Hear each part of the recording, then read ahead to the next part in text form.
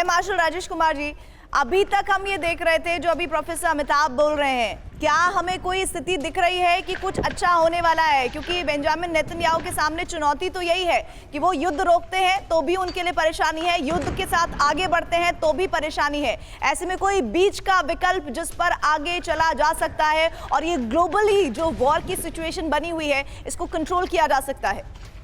देखिए, कंट्रोल तो सब तरह से यूएस ट्राई कर रहा था। नेगोशिएशन के टाइम भी यूएस ने काफ़ी हाथ बढ़ाया है और लेकिन नेगोशिएशन जो है वो आगे बढ़ नहीं रही है। नेतन्याहू का तो पॉलिटिकल करियर तकरीबन ख़त्म हो गया है। जब भी ये कुछ ऐसी स्थिति में आएगा, ये वॉर ऐसी स्थिति में आएगी कि उसको हटाया जा सके, उनको ज़रूर हटाया जाएगा। लेकिन जो भी उनकी जगह आएगा उसके पास भी क्या विकल्प है, तो ये देखना पड़ेगा। क्योंकि जब तक हमास जो है होस्टेजेस को वापस नहीं करता तब तक आगे कुछ होने का की पॉसिबिलिटी है नहीं। तो मेरे हिसाब से ये जो इंस्टेबिलिटी है इस एरिया में ये बनी रहेगी जब तक कुछ स्टेटमेंटशिप, कोई ऐसा व्यक्ति जो स्टेटमेंटशिप दिखा करके और इसको दोनों पार्टीज को टेबल पे ला सके। अभी तक सिर्फ प्रेशर पॉइंट्स हैं। यूएस को भी कोई ट्रस्ट नहीं करता है, ईरान को कोई ट्रस्ट नहीं करता है, सऊदी अरेबिया को भी पूरा ट्रस्ट नहीं है। तो कौन बैठेगा?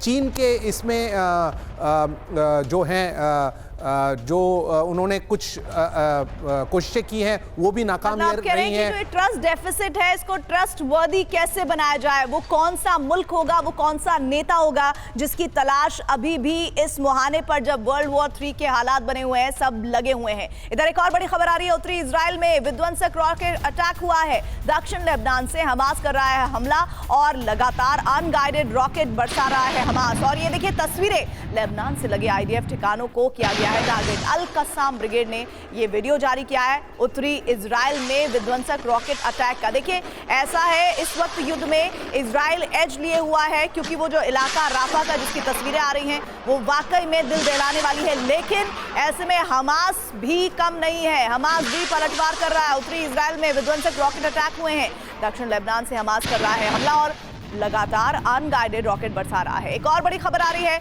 इस बड़ी खबर में जानकारी मिल रही है कि लाल सागर में हूती का ट्रिपल अटैक हुआ है। अमेरिकी गुट के 3 शिप पर हूती का यह हमला हुआ है। हूती ने बैलिस्टिक मिसाइल और ड्रोन से किया है टारगेट। हूती का अमेरिकी डिस्ट्रॉयर और कंटेनर शिप पर यह हमला हुआ है और हूती हमलों की वजह से कंटेनर शिप ने बदल लिए हैं रूट।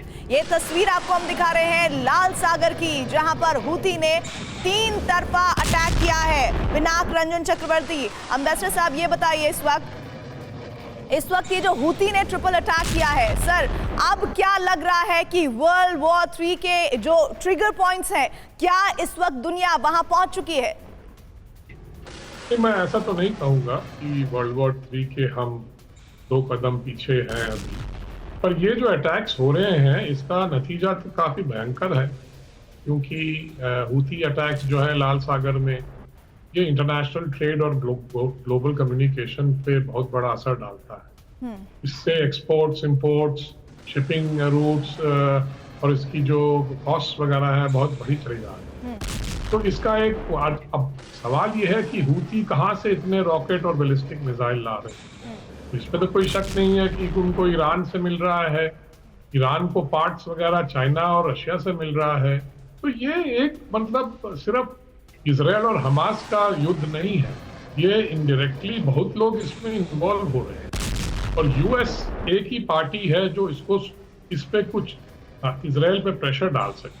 सर लेकिन अभी देखिए ना, अमेरिका के ही डिस्ट्रॉयर किस तरह से कंटेनर जो शिप है उन पर टारगेट किया जा रहा है हूती की तरफ से।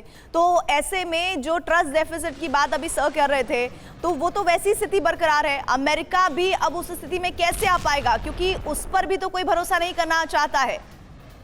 देखिए हूती जो है वो मैं तो कहूंगा ये nuisance, in the sense that उनका ये जो मार रहे हैं उससे उनको कोई फर्क नहीं पड़ेगा। मतलब इजराइल को कोई फर्क नहीं पड़ेगा, फर्क तो दूसरे लोगों को पड़ रहा है ना, क्योंकि जिसके जहाज वहां से जा रहे हैं। और मुझे लगता है अमेरिकन का रिस्पांस भी होगा। हूती के कई टारगेट्स पे उन्होंने पहले भी मतलब निशाना लगाया अब फिर लग आएंगे। अब हूती को भी उनको भी डेबिलिटेट करना पड़ेगा, क्योंकि ये वॉर ऑफ एट्रिशन हो गया है। वो 2 मारेंगे, हम 4 मारेंगे, इस तरह से चल रहा है। अब हूती का कितना स्टेइंग पावर है मुझे मालूम नहीं है, पर मुझे तो नहीं लगता कि वो इतने ऑर्गेनाइज्ड हैं या उनके पास इतने हथियार हैं या उनके पास इतनी मैन्युफैक्चरिंग कैपेबिलिटी है कि वो एक के बाद एक बैलिस्टिक मिसाइल बनाते रहे। मुझे तो लगता है कि अगर हूती के टारगेट पे, उसके लिए इंटेलिजेंस चाहिए कि हूती कहां से मार रहे हैं, वो अमेरिका जरूर करेगी। जी, और सर ऐसा भी नहीं है कि अमेरिका के पास ये इन्फॉर्मेशन नहीं होगी कि हूती को कौन देश सपोर्ट कर रहे हैं और वेपन्स और तमाम मिसाइल्स कहां से आ रही है। इस बीच इसी से जुड़ी एक और एक्सटेंडेड खबर है। हूती पर फ्रांसीसी सेना का हमला हुआ है। फ्रांसीसी एयर डिफेंस ने मार गिराया हूती का ड्रोन। रेड सी में फ्रेंच फ्रिगेट का बड़ा एक्शन हुआ है। रेड सी में हूती के हमले को नाकाम किया गया है।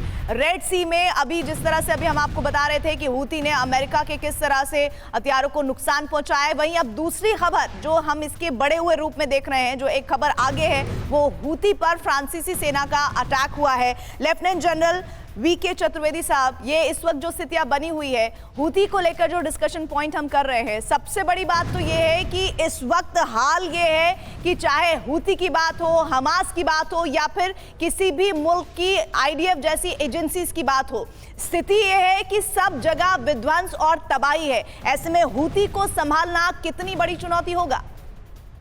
हूती एक टेररिस्ट ऑर्गेनाइजेशन है, आतंकवादी संगठन है। सो इज हिज़्बुल्लाह और हमास, ये तीनों, ये कोई देश नहीं है, ना कोई पड़ोसी मित्र हैं, ना कोई पड़ोसी शत्रु हैं। इन तीनों को जो सहायता मिल रही है वो ईरान से मिल रही है और ईरान को कंट्रोल करना सबसे ज़रूरी है। ईरान जब कंट्रोल हो जाएगा, ईरान जब इनको एड देना और मदद, ballistic missile, not ballistic missile, other missiles वगैरह जब देना शुरू करेंगे और बंद कर देगा उसको, तो अपने आप ये सब शांति हो जाएगी। हूती एक ऐसा, ये लो कॉस्ट ऑपरेशंस होते हैं, टेररिस्ट ऑपरेशंस, जिसमें आप एक मिसाइल फायर करते हो, दूसरे की कम से कम एक ब्रिगेड और एक बटालियन उसमें इन्वॉल्व हो जाती है। तो इसलिए इसको कंट्रोल करने के लिए ईरान को कंट्रोल करना सबसे ज़रूरी है और वो मैं समझता हूँ भारत भी अपना एक पॉजिटिव रोल प्ले कर सकता है। बाकी ये विश्व की जो शक्तियाँ हैं, जिसमें अमेरिका भी है और यूरोपियन कंट्रीज़ हैं, ब्रिटेन, जर्मनी, फ्रांस, जापान, ये सब को लग के ईरान को कंट्रोल करना पड़ेगा। जब ईरान कंट्रोल होगा तो ये तीनों